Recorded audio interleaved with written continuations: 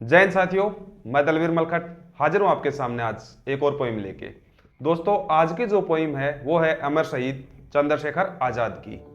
तो बात उस समय की है कि जब चंद्रशेखर आजाद और सुखदेव सिंह भगत सिंह की फांसी को टलवाने के लिए चिंतन मंथन करने के लिए अल्फ्रेड पार्क में बैठे होते हैं, उसी समय कोई गद्दार ने अल्फ्रेड पार्क में उनके होने की उपस्थिति को बता देता है और चंद्रशेखर आजाद और उसके दोस्त को एक अंग्रेजी हुकूमत की हथियारबंद टोली आके घेर लेती है। चंद्रशेखर आजाद और सुखदेव जो पार्क में बैठे हुए हैं और उनको चारों तरफ से घेरे हुए है अंग्रेजी टुकड़ी। तो दोस्तों, क्या दृश्य बनता है, ये पोइम में हम चंद्रशेखर आजाद के अदम्य साहस को दिखाएंगे।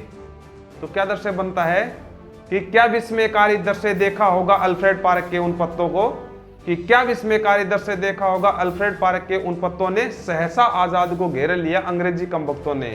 कि पेड़ों के झुरमुट से कदमों की आहट आई, कि पेड़ों के झुरमुट से कदमों की आहट आई, समझ गए शेखर की गद्दारों ने जात दिखाई। कि मिटा दूंगा फिरंगियों को, कि मिटा दूंगा फिरंगियों को, आजाद ने ये कसम खाई और अपने प्राणों से भी वो प्यारी पिस्तौल उठाई।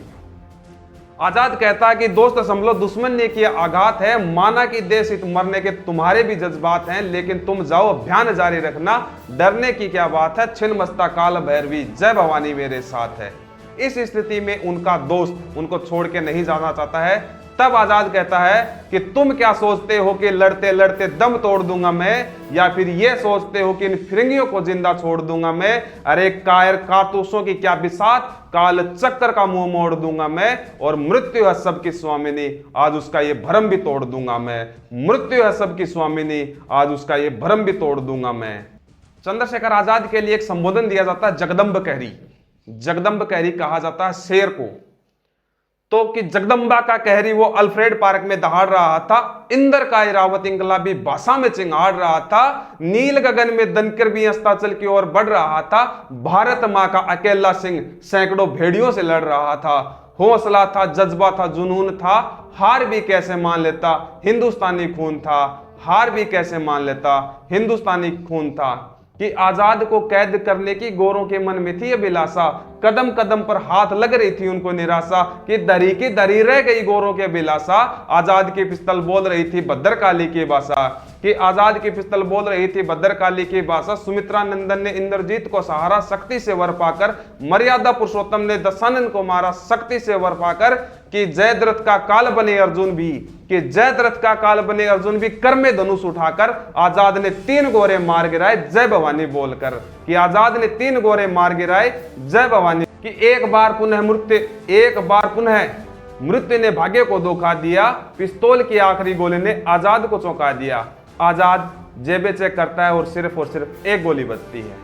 तब आजाद कहता है, तब वो आजाद वो मिट्टी उठाता और कहता है कि हे भारत मां क्षमा करना मां मुझको, आजाद होकर भी आजाद नहीं करा पाया मैं तुझको। कि हे मां क्षमा करना मां मुझको, आजाद होकर भी आजाद नहीं करा पाया मैं तुझको। कि जिसकी मां के गर्भ में ही त्याग दिया था, जिसने मृत्यु के भय को थी दसों दिशाएं अचंभित जान के आजाद को निश्चय को। कि थर्रा उठा काल पुरुष भी, कि थर्रा उठा काल पुरुष भी जब आने वाले पल को बापा, त्रिवेणी का संगम डोल गया डोली धरा और अंबर कापा, तब युग युगांतर रहे अलौकिक देशभक्ति की मिसाल जगा दी, और अंतिम गोली वंदे मातरम बोल के अपनी कनपटी में चला दी। कि बचपन में लिया गया संकल्प, कि बचपन में लिया गया संकल्प, आजाद का एक संकल्प था कि वो जीते जी कभी अंग्रेजी हुकूमत के हाथे नहीं चढ़ा गया।